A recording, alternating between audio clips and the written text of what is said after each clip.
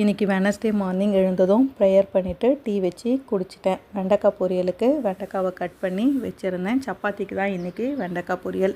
எனக்கும் பாப்பாக்கும் சாதத்துக்கு இன்றைக்கி தக்காளி சட்னி தான் ரெடி பண்ணியிருந்தேன். காலையிலே பொரியலும் சாதமும் ரெடி பண்ணிட்டேன். அதோட தக்காளி சட்னியும் பண்ணிட்டேன். ஏன்னா காலையிலே நம்ம செஞ்சு வச்சுட்டோமா ஃப்ரீயாக, எல்லாம் பாப்பா வேறு வீட்டில் இருக்கா, அதனால் நம்ம காலையிலே செஞ்சு வச்சுட்டா அதுக்கப்புறம் பாப்பா கூட டைம் ஸ்பெண்ட் பண்ணுறதுக்கு கரெக்டாக இருக்கும்னு சொல்லிட்டு காலையிலே செஞ்சு வச்சுட்டேன். நேற்று நைட்டு என் ஹஸ்பண்டு ப்ரெட்டு வாங்கிக்கிட்டு வந்திருந்தார். பிரேக்ஃபாஸ்ட்டு இன்றைக்கி ப்ரெட்டு பட்டர் பால் தான் 3 பேருக்குமே.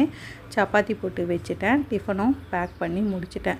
கொஞ்சம் பாத்திரம் இருந்துச்சு, அந்த பாத்திரத்தையும் வாஷ் பண்ணிவிட்டு பேக் பண்ணது போக மீதி பாத்திரம் சிங்கில் போட்டு வச்சுருந்தேன். பூனேயில் காலையிலே பயங்கரமாக மழை ஸ்டார்ட் ஆகிடுச்சு.